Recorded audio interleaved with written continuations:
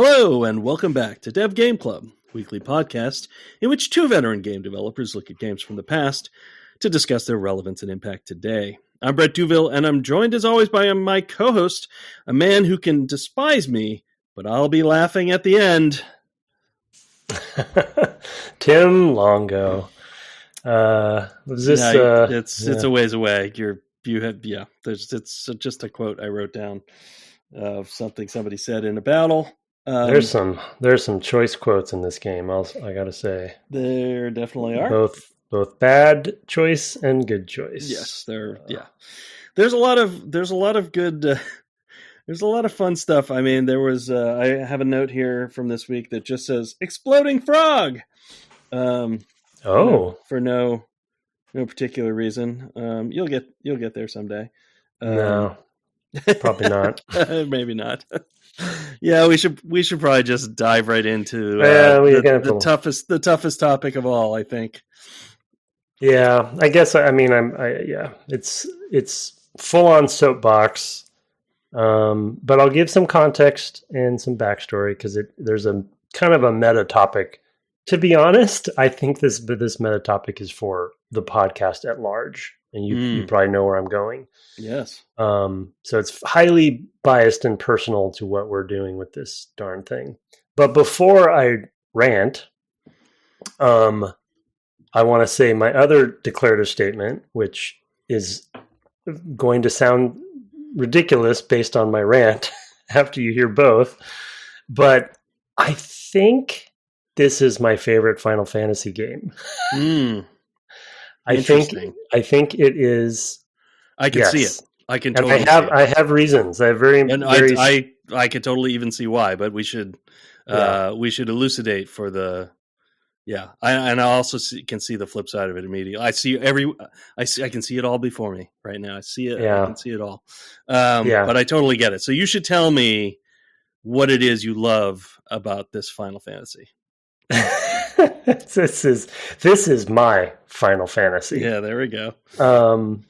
So two things, which again I think you probably will be able to guess at them, but one pretty obvious one, but the other one maybe not as obvious. But to speak to the obvious one, I think, and this is very much the designer in me, the job system is brilliant. Like the flexibility, the player agency and ownership, the hard choices you have to make, the amount of control, all of the obvious things that come with that matrix kind of system, swapping on the fly, being able to do it anytime you want. And it's obviously, unfortunately, very counterbalanced by my rant because of the grinding aspect of what it entails to actually do it well, because it ultimately equates to time. But that system is the one big reason. So we can talk more about that if you want, but I think we've already talked about that quite a bit. The other thing is random battles are much more predictable, which is weird to say, of when they could happen, but also the turn-based combat, the tactical turn-based combat in the context of a JRPG-ish. I guess it's called JRPG as well as a tactics game. I don't know where the line is drawn. I would say that it is. I mean, it has. Let's go into that before we go into the tactics side of it. But I would say it's still a JRPG, and the reason is this: if you think back to Final Fantasy IX, and your like big revelation was like, oh, I see that the character is separate from all the mechanical whatever stuff. Like there's you're playing the role of this character and not, he's a fighter, because he might change and not be a fighter or like learn a bunch of magic or whatever.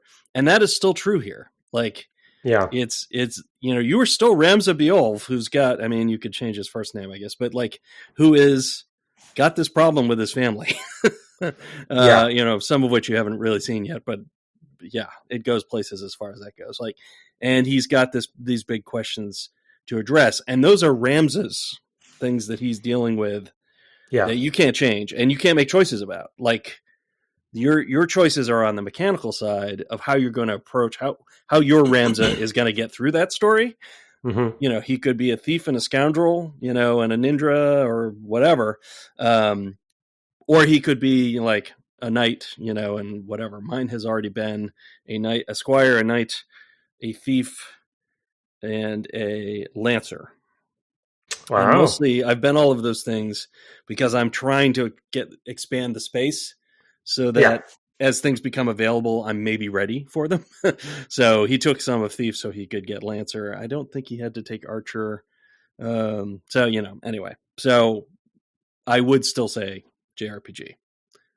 Yeah, I mean, I think we must have talked about it with all the JRPGs we played, but it is still, like, aesthetically, I know what a JRPG is, but if you just take the J off for a second, you know, and it's just an RPG, which we know that, you know, what was I was looking at the new Wizardry announcement. Have you seen that? I have not. I had not even heard there was. Oh my gosh, it's fascinating. I not to production. What's that? Yeah. Is it Wizardry 10?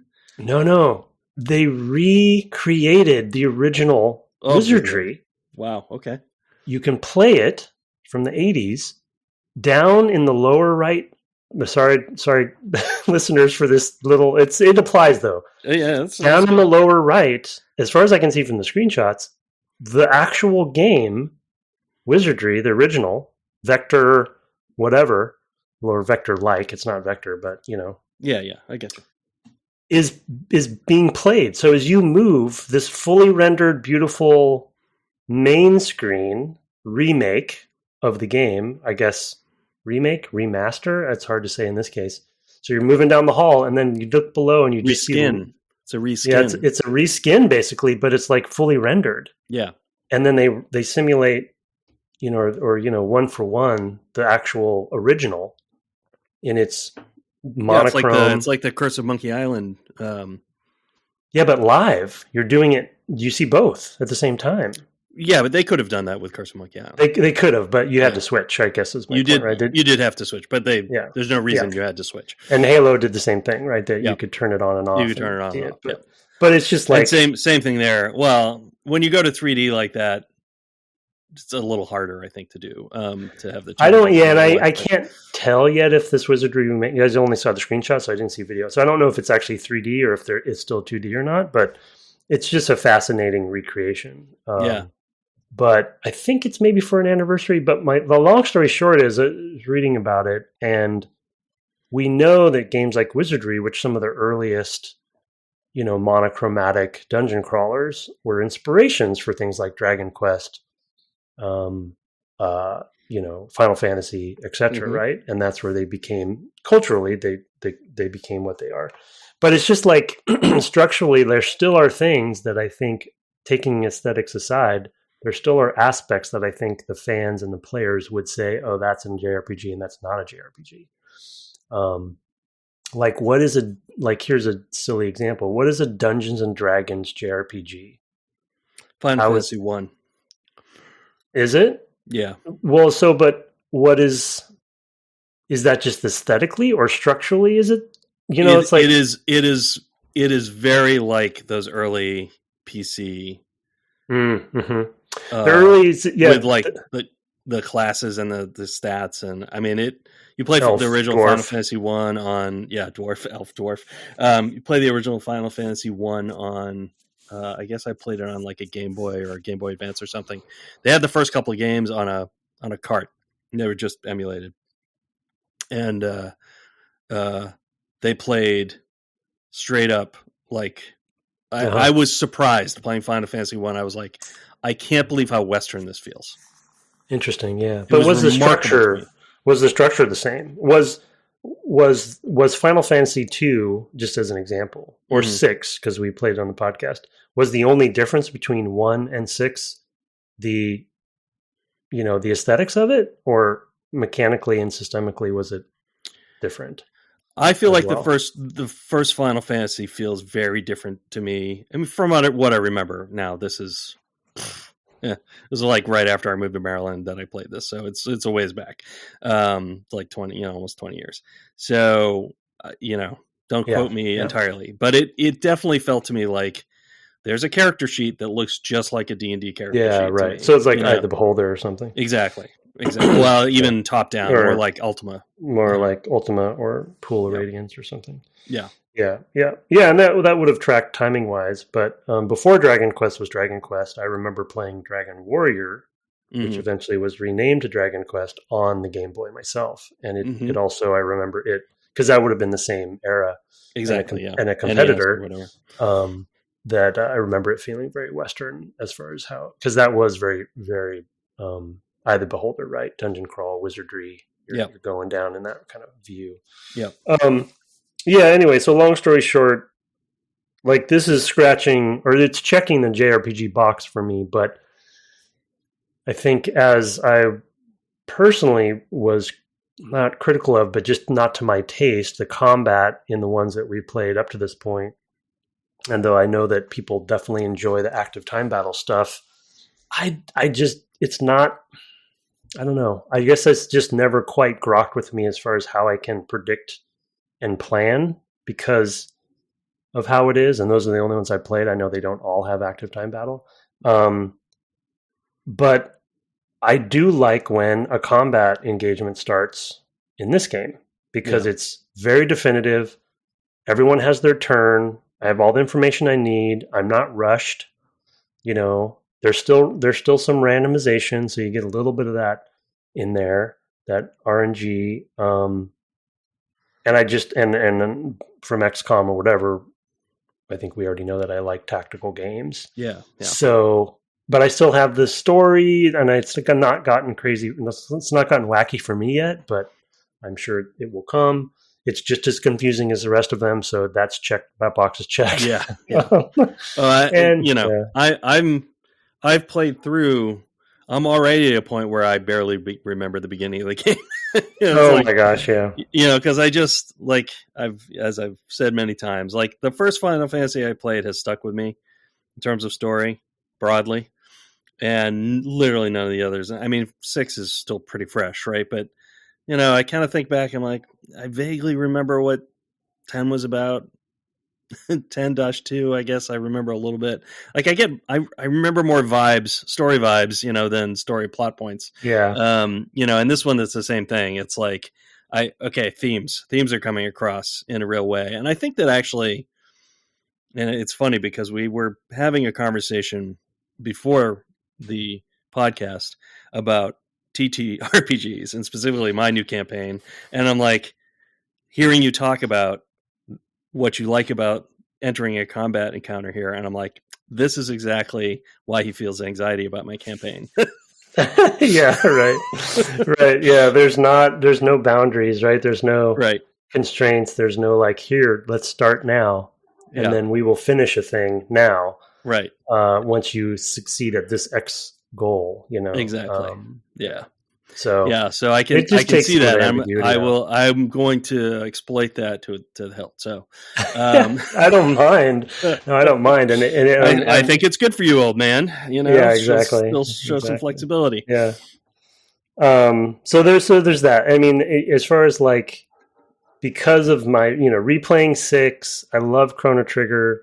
That's probably number 2 for me, but above the others. I think Chrono Trigger, if I had to pick a non-tactical one, that's probably my favorite from what we played. But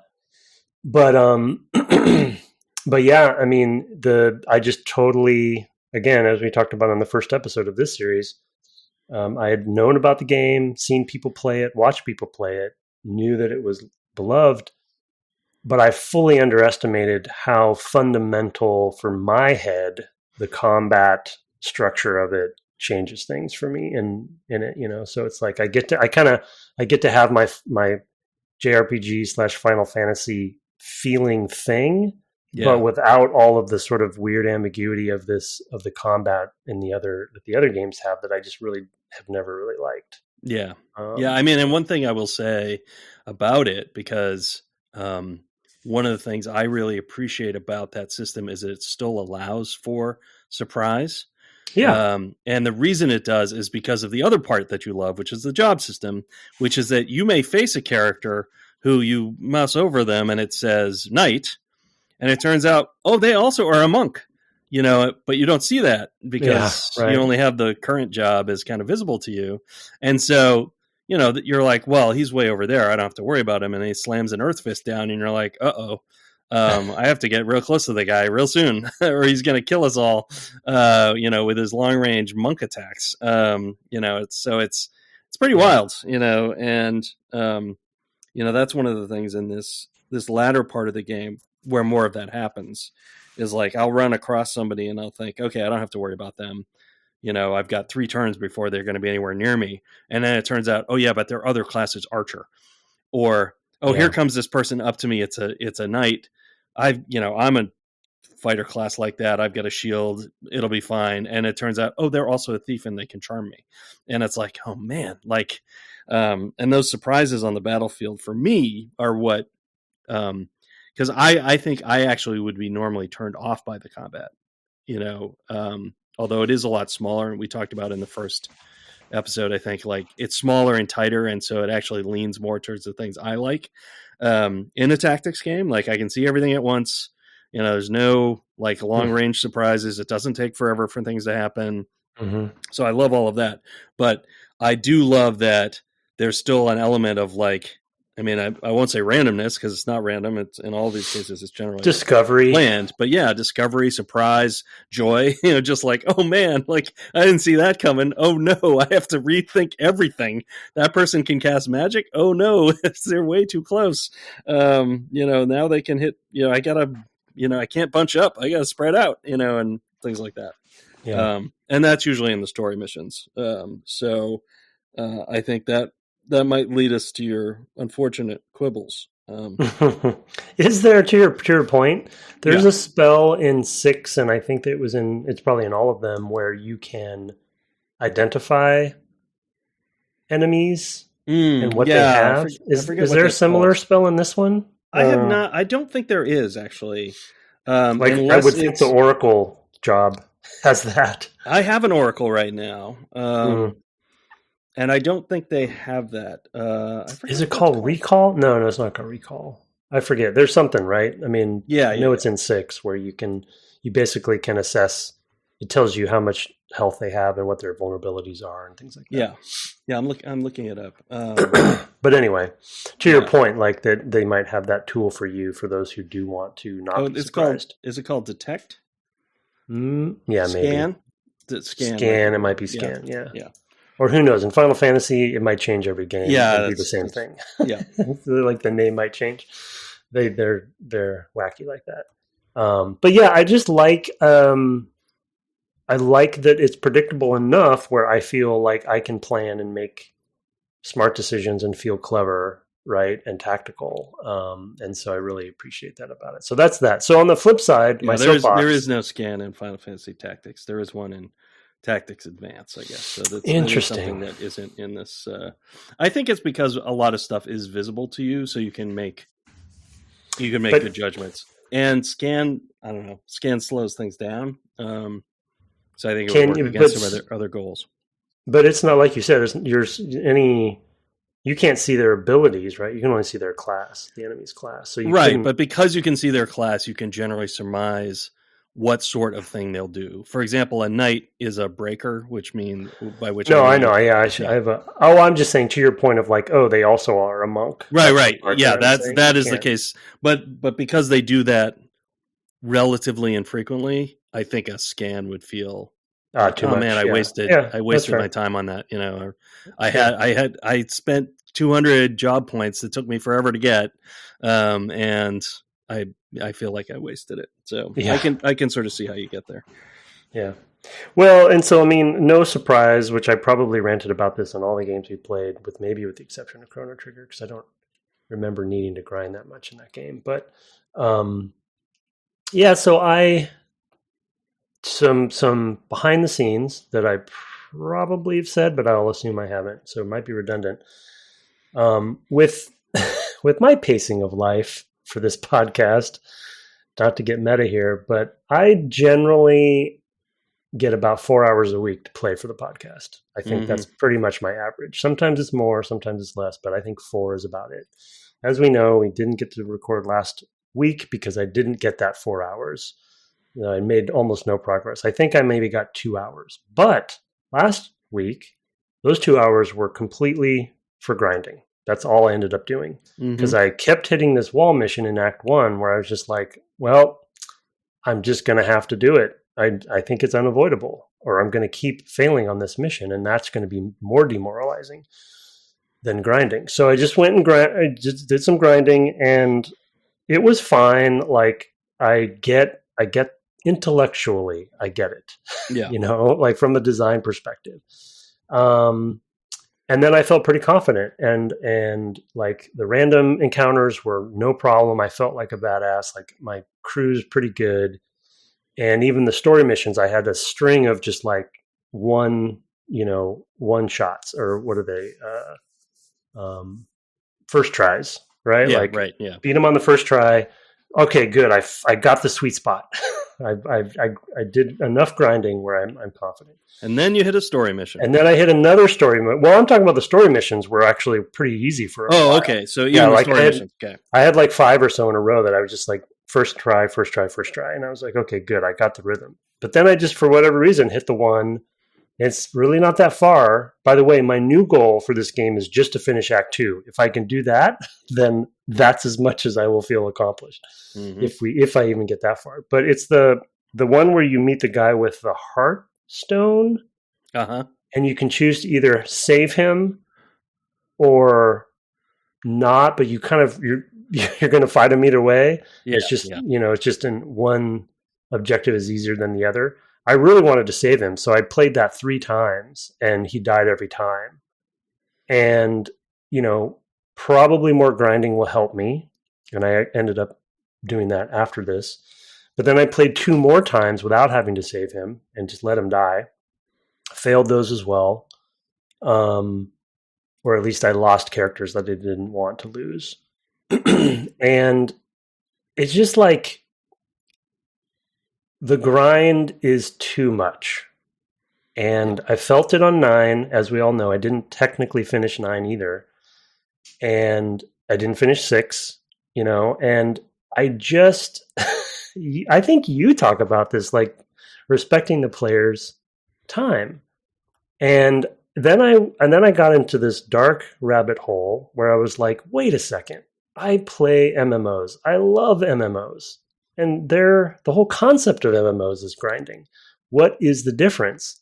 And I'm sad to say my revelation is loot. Wow.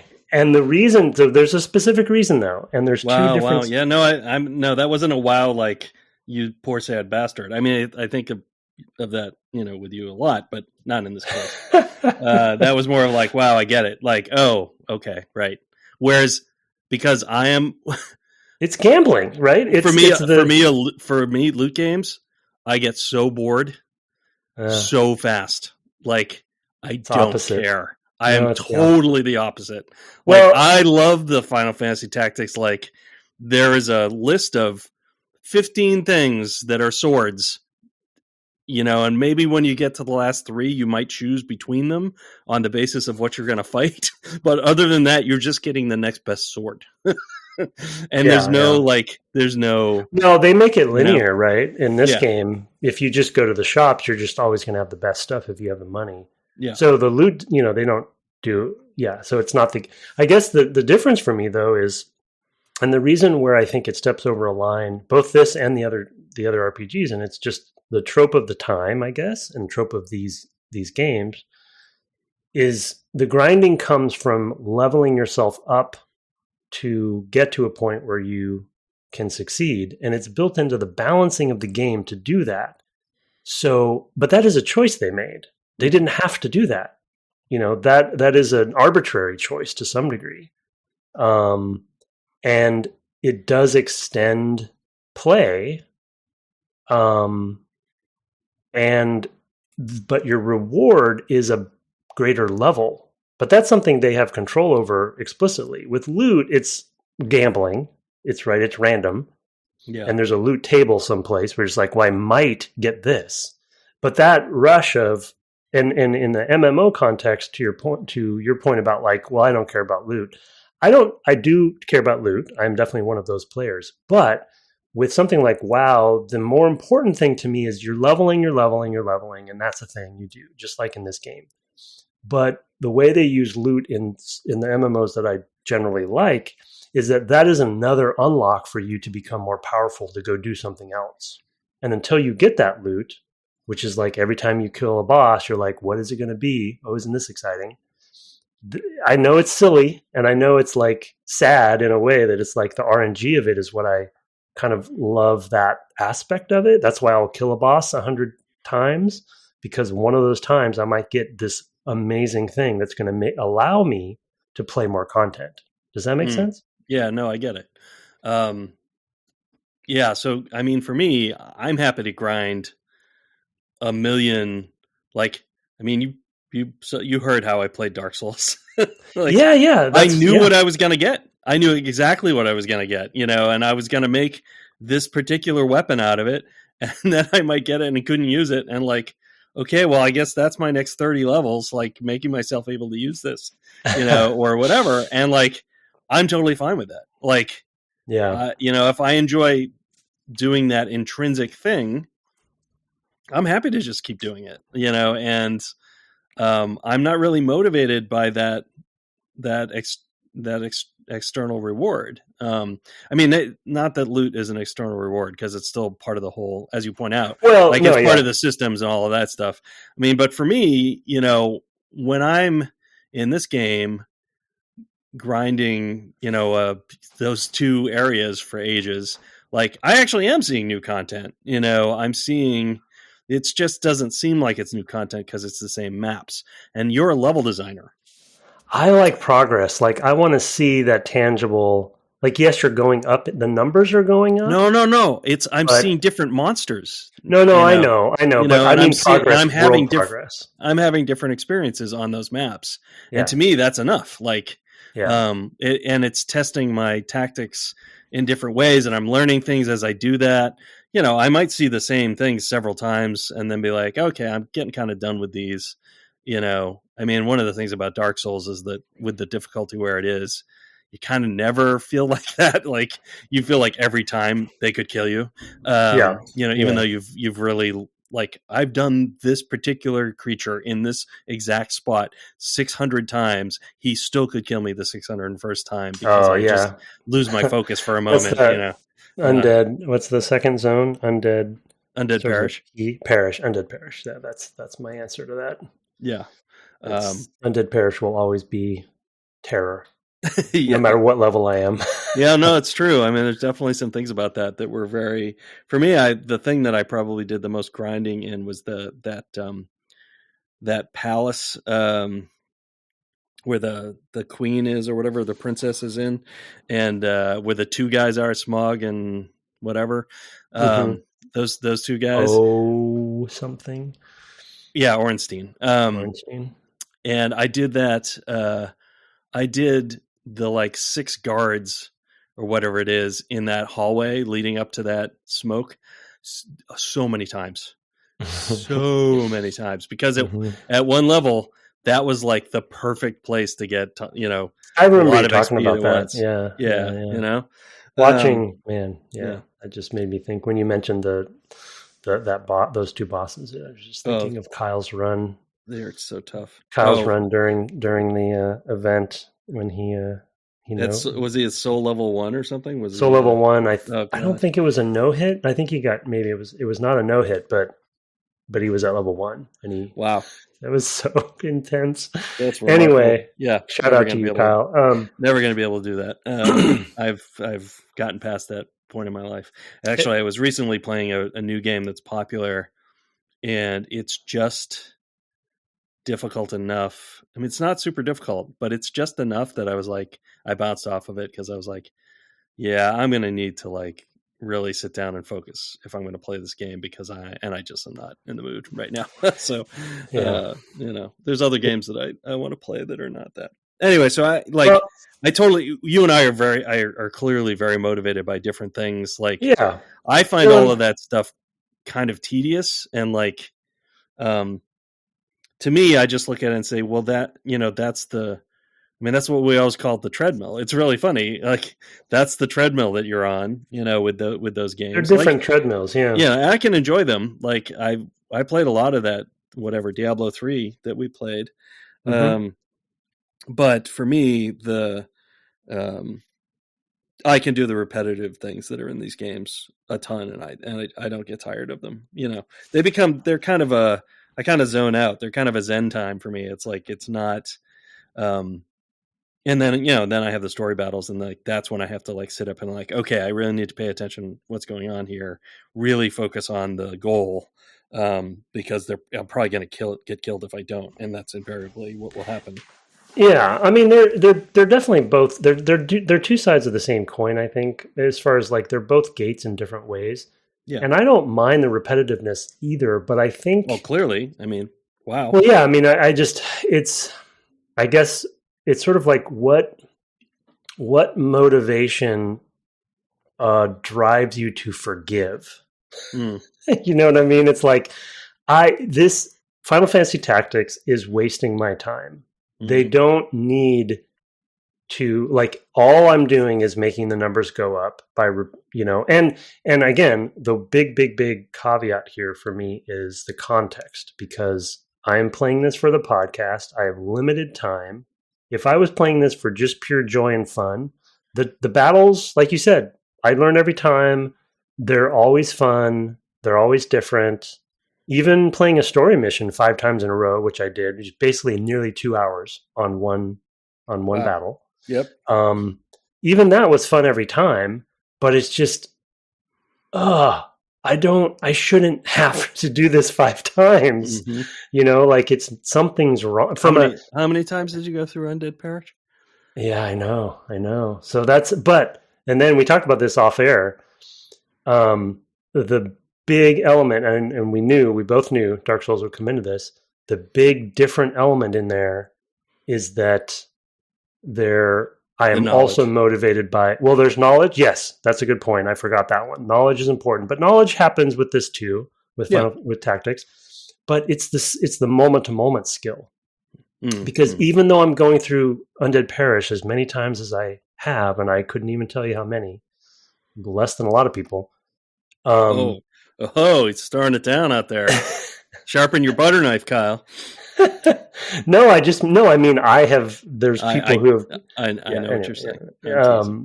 But because there is that element of skill where I could go through, whatever, unscathed, or I could finish that boss with my skill being lucky and being a little bit higher, but my level being, like maybe I do a little bit of grinding, not as much as you did, but do a little bit to get up there. But then my skill kind of puts me over the top, right? Like skill kind of like counterbalances your level, essentially. Yeah, right? It's like if I'm not quite at the right level, I can maybe eke it by.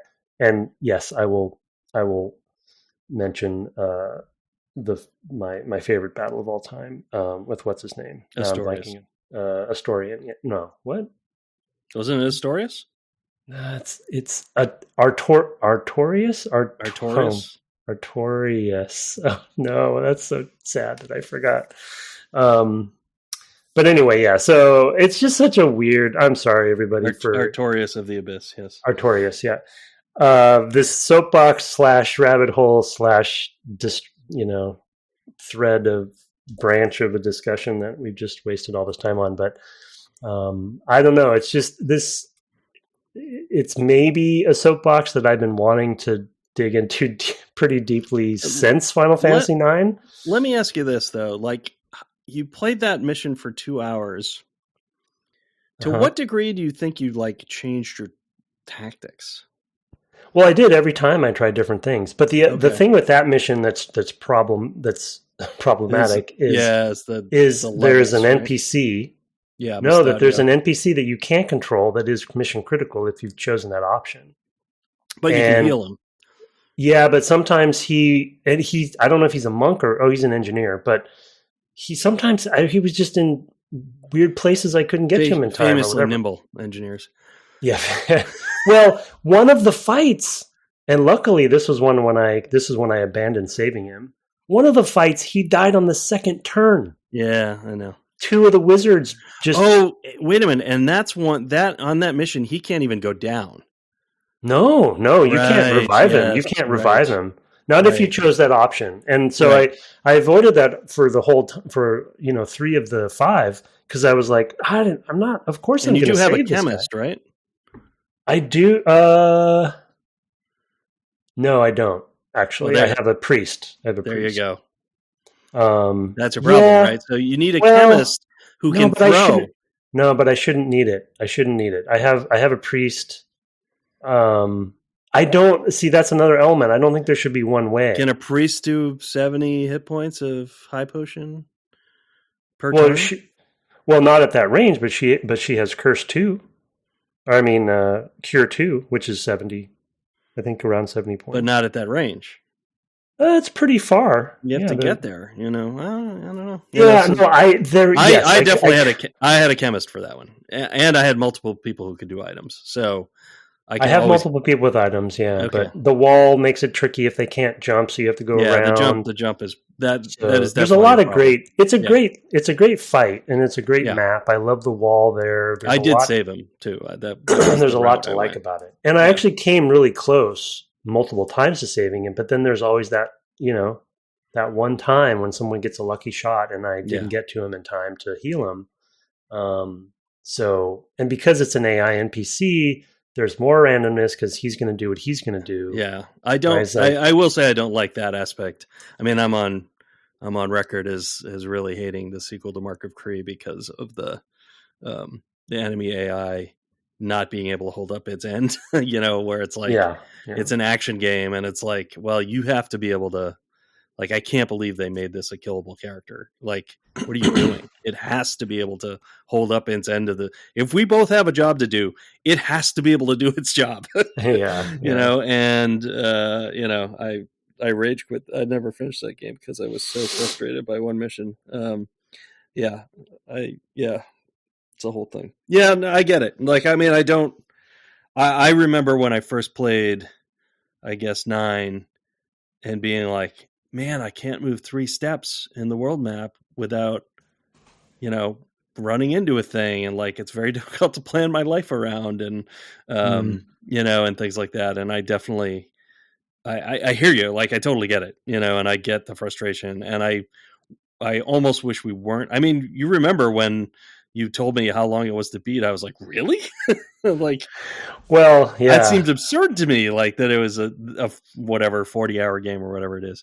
Now I'm playing it. I'm like, oh yeah, I remember now. I looked, and I did finally look at the chapter, breakdown, and you're only like 3 or 4 from the end. Chapter 4 is 25 story missions. Oh wow, okay. 25. Yeah, I'm gonna breeze right through. I'm not worried about it. So like the other meta commentary on the podcast, which I guess we talk about all the time probably, but it's like, oof. We I don't know if I can psychologically play games this long for the podcast anymore because I just don't have. We started the podcast. No, I was going to say during COVID. That's totally wrong. Wow. No, COVID felt really long, but it didn't feel that long. Yeah. But I don't know. I guess we just didn't think it through fully. Or we just chose, we did choose Final Fantasy. I'm sure this is, to be honest, because my memory's so bad, I probably had this exact rant when we played 9 because it was like the 3rd game we played. It was the 3rd game we played. So I'm sure everyone's rolling their eyes and yelling at their podcast listening devices because he's like, oh, here he goes about this whole nonsense. But to your point, like, and listening and watching you play these games over the years, I'm just wondering if they're similar to Loot for me, because like you said, Loot, you could care less, but I just love that it is this digital, but tangible thing that does increase my capabilities. And it does make the numbers go up. It does make the numbers go up. It's just a different kind. And I'm wondering if there's a similar thing on the grinding for random encounter stuff that you just like at some point you become one with it and you just don't care. You stop caring about it. Yeah, like I said, I just kind of zone out and do that part. There are actually games that, and in fact, this one has it, that have like auto battle. And actually, Final Fantasy 12, which I've mentioned previously, has that sort of like programming aspect where you can program your buddies to basically so that it streamlines that combat. Like it's a thing they've been working towards, because people had this reaction like that they were getting, they were getting dinged by players, and they were not getting, the success that they hoped for as the games got more expensive to make. So that they needed to find ways to appeal to a broader base of players. And, this is a PlayStation 1 game. This was, this was the type of game you had in that era, 7, 8, and 9 are all this way, and that there is a lot of grinding and, and there, the other thing too, is that I think there are pleasures, and one of our emails actually refers to something in this one. Maybe we won't get to it this week, but if we do, it's also the way that you find the sort of like hidden gems. This was also true for me of replaying Kingdom Hearts, which I played back in the day when it came out, whenever that was, and I totally missed that there were all these like harder bosses. Completely went over, never even had any idea that was part of the game. And then when you play it to the point where you just kind of like zone out and just kind of like, you're maybe playing a second time as I am with this or whatever, you end up discovering a lot more that the game has to offer, because your goal isn't to finish it.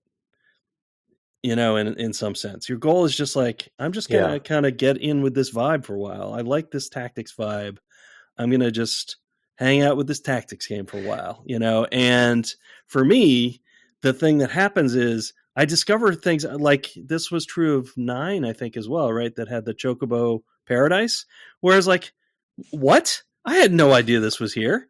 I played this game pretty, devotedly when it came out, had totally missed this. Like, and those are the sorts of things that I think these games reward kind of sitting with them for a long time.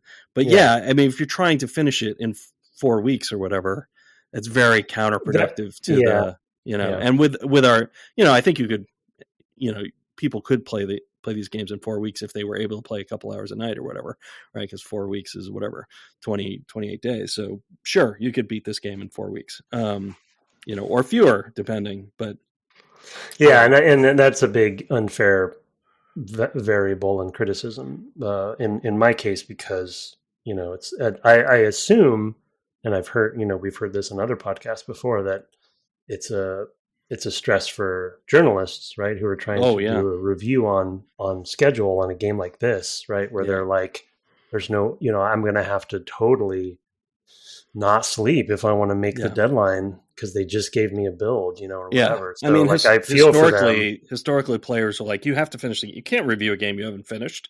Yeah, and it's like, they've basically turned their back on, journalists have turned their back on that. Who cares what the players say? Like, can't do it. It's just not going to happen. Yeah, it's not fair. Both because the journalists have become more professional and have had longer careers, right? I mean, when you have to play a game that's 40 hours or 80 hours or whatever. I mean, even I know Kirk Hamilton, who we mentioned on the podcast, he played Red Dead Redemption 2 and finished it before it was out from the review copy they had in some blitzkrieg of 7 days or whatever. I don't know what it was, but that game's pretty massive. And I remember thinking at the time, like, we can't do this. Like, it's unkind. It's unkind to expect. And of course the publishers will say, if a reviewer is like, I didn't finish this game, they use it as an excuse. They'll use it and be like, well, clearly you can't have an opinion. And it's like, well, no, you can. If you're at the point where you're like, I'm not going to finish this game, that in itself is a review. That's bad. That's bad PR at that point. I think there's less of that now, but historically it's been a thing too. And I think the better outlets have basically taken a games don't, a game's review isn't kind of finally written the day it comes out. That's just the start. You see a lot more kind of engagement-based reporting, not meaning gaining clicks, but more engaging with a game post-launch or through its, kind of period of coming out, with a lot of guides and things like that. But they're getting a lot more out of the games and of the coverage, I think, as a result. So I think kind of to come back around to the point of the podcast is that's actually an effect of this era of games, where games could get a lot bigger because they weren't restricted by cart size. And that meant, because Chrono Trigger is actually pretty manageable in terms of how long it is. I still have fond memories of its scope. Yeah. Yeah. And 6 feels that way to me too. It's certainly longer than Chrono Trigger, but it doesn't feel like 9. It's fine. It's fine. Yeah. 9. Yeah. I mean, I blocked 9 out of my brain for that and that aspect of it. I like the other things about it because what was the wizard's name? The little guy? Glenn? No. Vivi in 9. Vivi. Yeah, because I obviously have a wizard in Tactics, and and every in my time mind, you see him, it's Vivi. It's like, I got Vivi. Actually, I should change his name. I think you can do that at any time, at the recruitment place. But So I mean, I'm feeling what the journalists feel in that regard for this podcast and for a game like this, and I guess I'm just sort of admitting to everybody, I'm telling you how much time I generally have a week. It is a very unique situation because if I was playing this for fun, like I'm doing, for instance, Baldur's Gate 3, right, I probably will put 300 hours into that game.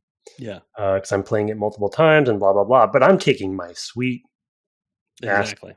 And right. this is I know. And you did the same thing with, Breath of the Wild as well. Like, I mean, that took you a year or whatever to play. Yeah. And I totally get it, and that we should try to more aggressively factor that into our plans. We kind of, and more behind the scenes is kind of like, well, I mean, we're definitely haven't done this as long as we have already. It's to the point where it's like, we don't have obvious, like, oh, we have to play this next kind of answers, which we definitely had the first few years. Like, we had a whole bunch of it was really easy, but like, well, we got to do this at some point.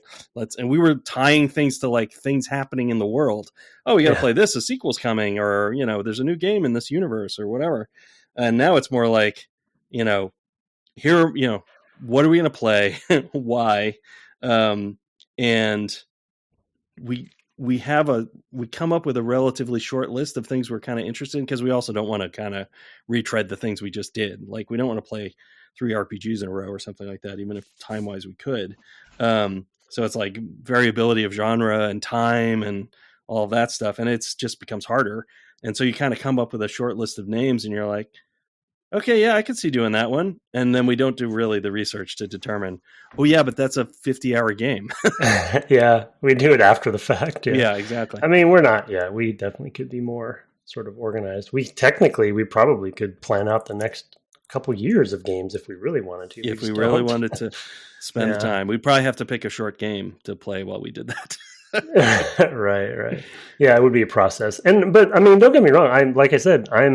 I'm happy. I think it is good we're playing this game. I think I'd have to admit, I have my own demons to slay when it comes to, it's already notoriously a joke that I don't finish a lot of the games we play, but I'm just going to be okay with that because I do think we should play this game. I'm glad we're playing it. And like I said, I do think it is my favorite Final Fantasy game, even though I haven't even finished Chapter 2. But if I set a goal of finishing Chapter 2 and feel good about it, then I'm okay with that. I'll just be bummed because I'm sure the story gets completely wacky. And it's going to get pretty wacky it's going to start to get wacky by the end of Chapter 2. So you've got that to look forward to. That's good. And I'll just want you to, I'll want you to spoil and share some of your favorite things if you do finish. Just because. Sure. I mean, I've already told you about that one battle that I absolutely loved. But there have been other moments that I've been like, oh, that's really cool,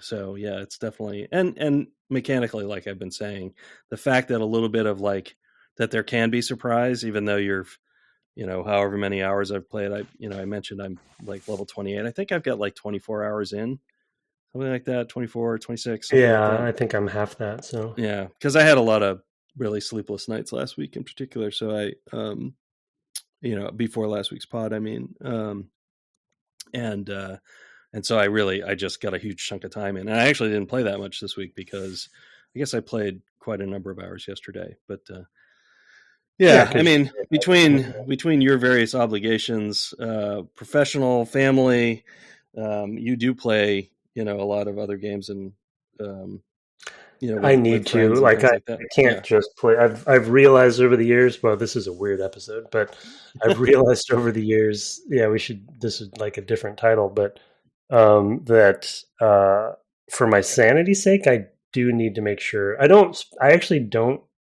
In any given week, I don't play that maybe an hour or two of other games, but throughout the whole week. But if I just play for the podcast, I think I will go. Yeah, I wouldn't be able to do that either. I mean, but I am a person who, though, will just like obsess over a game while I'm playing it. Like I'm not thinking about 3 other games I'm playing or anything like that ever. It's like, oh, I'm totally focused on this. I played Inscription this last week, and I guess all day Saturday, basically. And I was just totally hooked. And that's where I like to be with a game. I was like, I'm so into this, and I just want to play more and more of this, and I have a lot fewer of those obligations as well in my time of life. So even though we're at different ages, we have different obligations. I mean, same age, we're different obligations. Yeah, everybody does. So it's just like, some of it's, choice as well. Like I'm choosing to go on a hike or something, right? So there's certain things so it's just and there's certain things I would never choose. So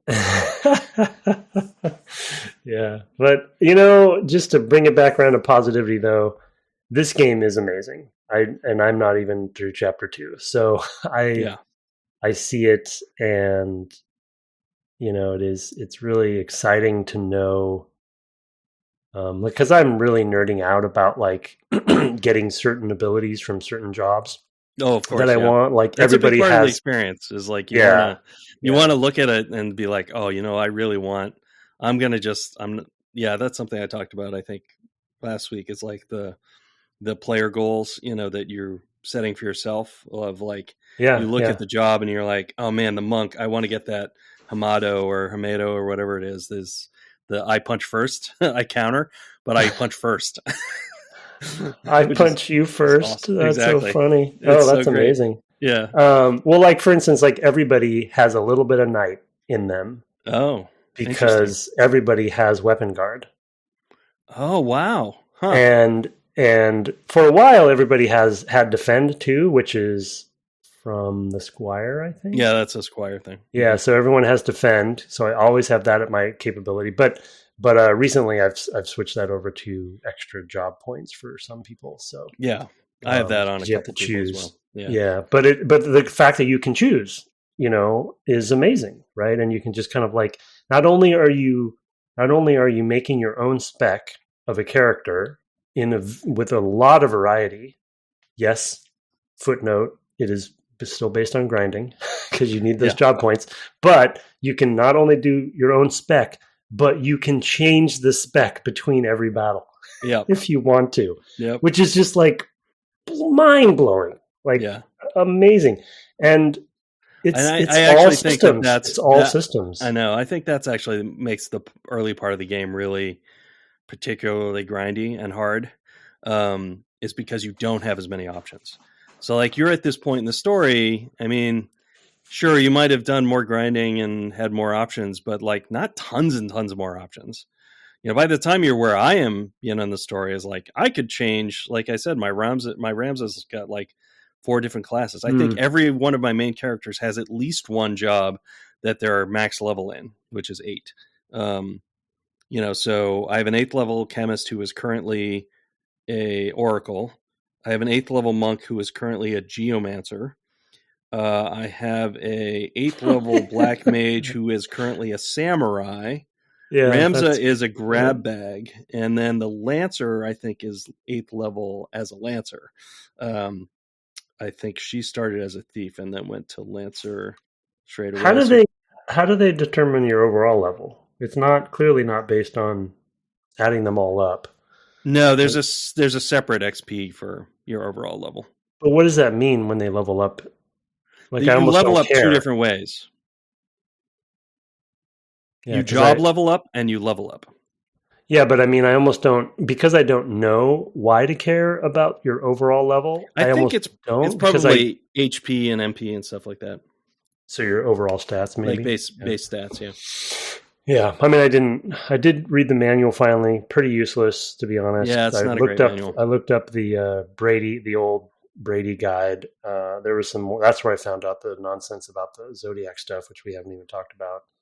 Which is meaningless to me. The Perfect Dark, or not Perfect Dark, but what was that horror game we played?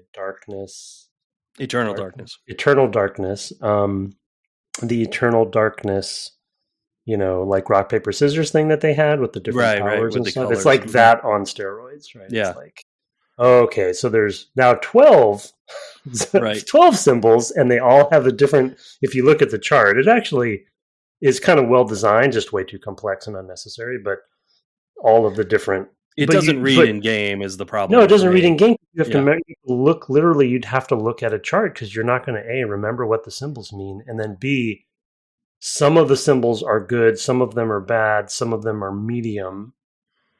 And the fact, like, to triangulate, I'm going to send this character over to that character because they have the better damage on that one particular. No. Yeah, not going to happen. Most players. I'm sure that the obsessed are going to do it. So what I would also say is, like, okay, so that's there, and that's the way you can probably avoid grinding. Yeah, true. Yeah, that could be if you're that's the smarter, not harder camp. Right, exactly. Yeah. Which is totally true. I mean, I guess I should try it to see if I could do it for one battle to see how hard it really is. But in my mind, it's just too cumbersome. Yeah, no, but there's been times when I think I've lucked out, and it's like triple damage, maybe, or double or something. So it definitely pays off. Like, I don't ever see any of that. And I'm sure it's because my characters spread out right away. Like, they're hardly ever next to each other, so they're next to each other at the beginning, and then my monk's gone. It's no. This is all. My read on it is it's mainly for your enemies, not for your friends. If you look at what they are, I see. Yeah, if you attack an enemy with a certain Zodiac symbol, and it is the antithesis of that. I got it. You will do like amazing damage. Like Vivi, I'm calling him Vivi now, even though I think his name is Benedict. Vivi did like triple damage this one time to this one character, and I was like, holy, how did you just do that? It was like 150 damage in one spell for my level, which was like astounding to me. And I have a feeling it was because I just lucked out. Yeah, I'm not paying attention to that stuff at all, but I bet it really matters. It could, yeah. So it might be something you call that up and have it, sitting there next to you. It's another tool. Yeah, right? Exactly. Yeah. I did download it to my phone. I just haven't used it yet. Yeah. I'll give it a shot. And I'm wondering too. It's worth a try. It's not something I would. I agree. It's not sufficient to me to overcome the objection, but I just would be curious, like if it makes that it's a good experiment. Yeah, and I wonder too if they, especially since at this point you're basically conceding, I'm not going to finish this, so you might as well experiment. Fool around with it. Well, I'd be interested to know if somebody knows this, but I wonder if they track what Zodiac symbols your characters have, and then when they build the enemies for a level, if it's pure random or if they actually try to put in a set. Yeah, that would be, because if it's purely random, that's kind of BS. But if they actually try to, because the thing is, the generation step could happen after you pick your characters. Yeah, that could happen. That probably is how it happens. So, Yeah, they might. If they consider it to be a balancing element, they would have to do that for it to be fair. Because if it's a balancing element and it's also completely RNG, then you're going to get into a battle sometimes where you're just like, oh man, they all have advantage against me, and I have no advantages. Yeah, exactly. Yeah, that would be uncool. Well, we whiled away the time with complete nonsense. Well, that's all right. I mean, I am definitely at the point in the game where I'm just seeing more of the job trees. Like it's not like I'm having moments and yeah. I mean, but I am definitely at the point where it's like, you know, the notes I'm taking are pretty thin. Like I'm not adding a lot in a given week. I don't know if we covered everything last week that we wanted to, and in fact, I know there's some we didn't. So we will come back to those. But I think next week we'll try to. Yeah, we should try to tie it off, do some takeaways and all of that. And I will aim to finish it. I think I can do that in the next week because some of my time that I spend on other things, I actually managed to squeeze in over this past weekend. So see discussion about TTRPG stuff. And so that frees up some of my time for the coming week. And then so I should have enough time to get through the rest of it, and we can talk about the crazy story and the stones and all of that stuff. If you do get to the end of chapter 2, I believe you will see. You might have actually already seen the character who's going to be kind of wacky, and I wonder if you picked out, based on his name, who it would be. The one that betrays you? It's not specifically that he betrays you. It's just that he takes the story in a bold new direction. You're talking about that knight, that Death Knight guy? No, not him. Knight? No. Oh, okay. No. Yeah, I don't. I think that's Wygraph. Is that the Death Knight? Starts with a G. He was on your side in chapter 2, and then he switches when you find the princess, and right, okay, and then he runs away. Yeah, but he's like a Death Knight or a Dark Knight or something. Yeah. I don't really play. Somebody emailed. We might have emails. Yeah, we might have read it last week. We're only gonna, I think, read one tonight, but or even actually, since you're just not going to play much more of the game, maybe we'll actually table the emails this week and just catch up a bunch next week with the takeaways. Well, I'll keep playing. I just am admitting I don't know. No, I know. I mean, I just don't feel like we're going to have a lot more new to talk about. Yeah. You know? Well, I didn't. Yeah, and that's true. I think that's probably true. Yeah. And that's fine. I mean, it's 5 episodes on another Final Fantasy. What more could I ask for? Well, we have takeaways too, so. Absolutely, yeah. So let's aim to do that then, and we will instead head to our usual outro stuff here. We will get to that email next week. We appreciate all the email. We generally read everything on the air. I do try to respond to everything. Sometimes things fall through the cracks and I forget about them, so thanks, Bio, for reminding me on the Discord that there's something I should look at and listen to. I will do that soon, I promise. But you can send that stuff to devgameclub@gmail.com. We're also on the web at devgameclub.com and on Twitter, Threads, and Instagram at devgameclub. You can also find my co-hosts twitching at times at twitch.tv/ Tim Longo Jr. with a JR at the end. And we have, I'm not even going there. It's been a little while because it's been trying to find more time for this game, or because we've tried to find more time for it, it bleeds our recording a day as well, so that throws off the schedule. We also have a fan-run Discord, as I already mentioned. Check out the link in the show notes. It's a fun time. Come hang out. I try to check in there some frequency, and Tim's on there occasionally as well. So, our intro and outro music was written and performed by Kirk Hamilton, commissioned by friend of the cast Aaron Evers, and our logo, the Discord, our store, all by Mark Garcia. Have fun hating goodbyes this week, and good night. Good night.